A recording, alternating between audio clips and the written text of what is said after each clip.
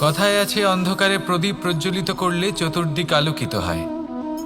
কিন্তু যদি এই প্রদীপ আমি সূর্যের আলোর সম্মুখে সকালবেলায় প্রজ্বলিত করে রেখে দিই, তাহলে কি হবে? আপনি বলবেন যে এটা করে তো কোনো লাভই হলো না। সূর্যের প্রকাশের সামনে এই প্রদীপ আসলে কিছুই নয়। এবার এই চিন্তা ভাবনা প্রত্যেক দিন করতে হবে, আর একটা অমূল্য শিক্ষা পেতে হবে। মনে করুন যে আপনি মহাপুরুষের সামনে বসে আছেন, কোনো মহাজ্ঞানীর সামনে। তাহলে সেই ব্যক্তির সামনে নিজের জ্ঞানের প্রদীপ প্রজ্বলিত করবেন না, নীরব থাকুন আর সেই ব্যক্তির সূর্যের প্রকাশের মতো জ্ঞান প্রাপ্ত করুন। যতটা পারবেন জ্ঞান লাভ করুন। যদি এমন কোনো সময় এমন কোনো স্থানে আপনি আছেন যেখানে চতুর্দিক অন্ধকার, কারোর কাছেই জ্ঞান নেই, সেখানে নিজের জ্ঞানের প্রদীপ প্রজ্বলিত করুন। এমন করলে দুদিক থেকেই আপনার লাভ হবে। আপনার জ্ঞান প্রাপ্তিও হবে আর জ্ঞানের সঠিক প্রয়োগও করতে পারবেন। আর এই মন প্রসন্ন হয়ে বলবে, রাধা রাধা। মানুষের মধ্যে একটা বিচিত্র প্রবৃত্তি থাকে, অন্য সকলের বিষয়ে, তাদের জীবনের বিষয়ে, তাদের ব্যক্তিত্বের বিষয়ে, তাদের ভবিষ্যতের বিষয়ে অনুমান করা। এটা হলো অনুচিত। কারোর অতীতকালকে দেখে লোকে ভবিষ্যৎ বলে দিতে পারেন, বর্তমানকে দেখে ভবিষ্যতের বিষয়ে অনুমান করে ফেলেন। উদাহরণ দিতে হলে বলবো, কোনো দাসকে দেখুন, ওকে দেখে লোকে বলে যে ওর ভবিষ্যৎ সেটাই হতে পারে, অনুমান করে ফেলেন। আর এই রাজাকে দেখুন, উনি তো কত সুখী হবেন, উনি তো জগতের সব থেকে অধিক সুখী মানুষ, কত সুখ সুবিধা আছে ওনার কাছে, ধারণা করে ফেলেন। তবে সত্য তো এটাই যে কারোর ব্যক্তিত্বের বিষয়ে, তাদের ভবিষ্যতের বিষয়ে আপনি পূর্ণ সত্য কখনোই বলতে পারবেন না, শুধু অনুমান করতে পারবেন। আর এই অনুমান করে সত্যি কোনো লাভ হয় না, কারণ এই কাল সেটা হলো অত্যন্ত শক্তিশালী। কালো থেকে কালোতর কয়লাকেও হিরেতে পরিণত করতে পারে, অনেক বড় বড় রাজাকেও বিদূষক বানিয়ে ফেলতে পারে এক মুহূর্তেই। তাহলে আপনি অনুমান করে কি লাভ? কি পেলেন অনুমান করে?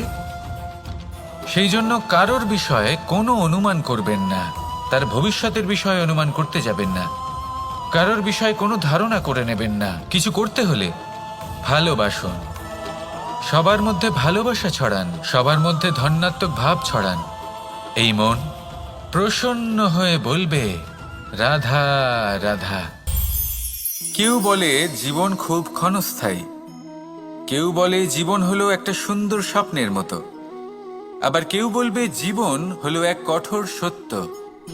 কিন্তু জীবন আসলে কি? জীবন হলো আপনারই প্রতিবিম্ব, একটা দর্পণ। অর্থাৎ আপনি জীবনকে সেইভাবেই পাবেন যেরকম আপনি নিজেকে প্রতিপন্ন করবেন।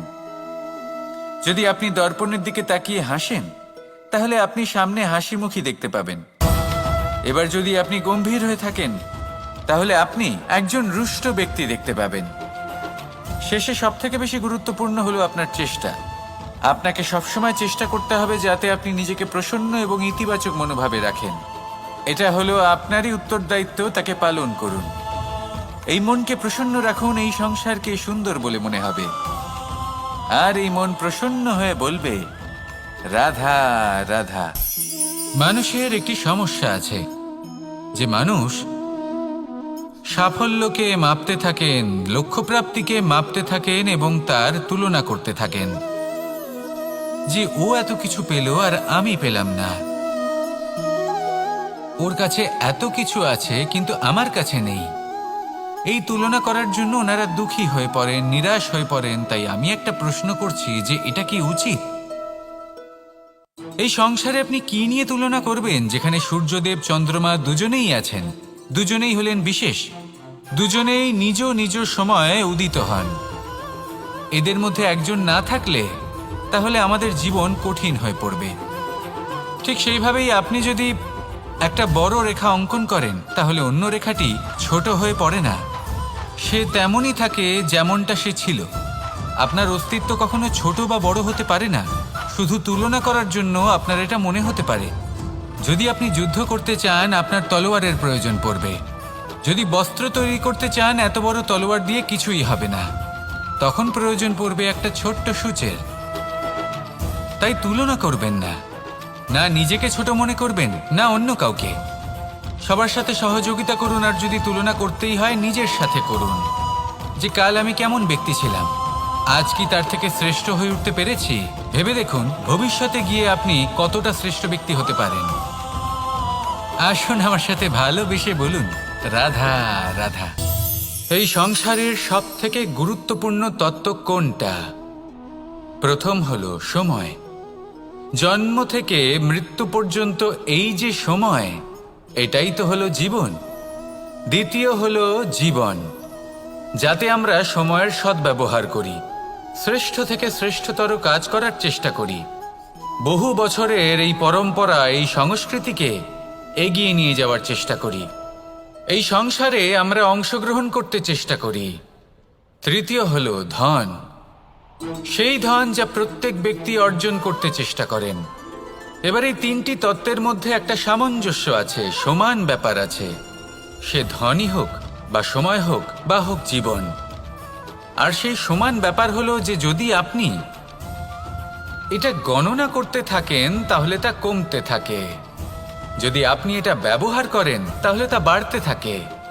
একে সংগঠিত করে রাখতে চেষ্টা করলে এ হাত থেকে ফসকে যায়, কিন্তু যদি আপনি একে সামলে রাখতে শিখে যান তাহলে এমন কাজ করবেন যাতে সংসারের সাথে সাথে পরবর্তী প্রজন্ম লাভবান হবে।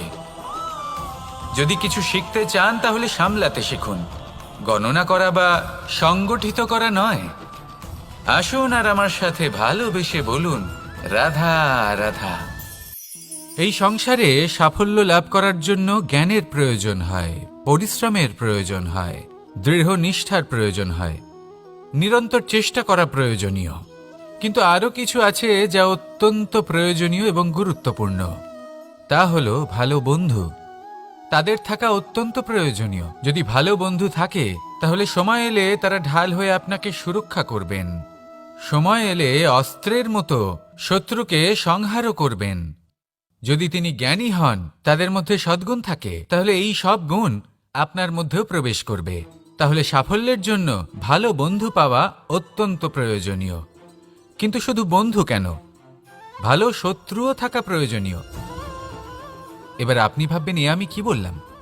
যদি আপনার জীবনেও ভালো অর্থাৎ শক্তিশালী শত্রু থাকে তাহলে আপনিও শক্তিশালী হতে থাকবেন। এই শত্রু আপনাকে প্রেরিত করবে আরো বেশি শক্তিশালী হয়ে ওঠার। কখনো কোনো হরিণকে দেখুন, তীব্র গতিতে দৌড়তে থাকে। কেন তীব্র গতিতে দৌড়য়? এই কারণে নয় যে কোথাও তার জন্য মধুর ঘাস অপেক্ষা করে রয়েছে, না। সে এই কারণে তীব্র গতিতে দৌড়য় কারণ সেটা না করলে তার পেছনে একটি সিংহ আছে যে ওকে নিজের ভোজন করে ফেলবে। তাই জীবনে বিপদ, সংকট, এই সব কিছুও হলো অত্যন্ত গুরুত্বপূর্ণ। তার সম্মুখীন হতে শিখুন আর আমার সাথে ভালোবেসে বলুন রাধা রাধা।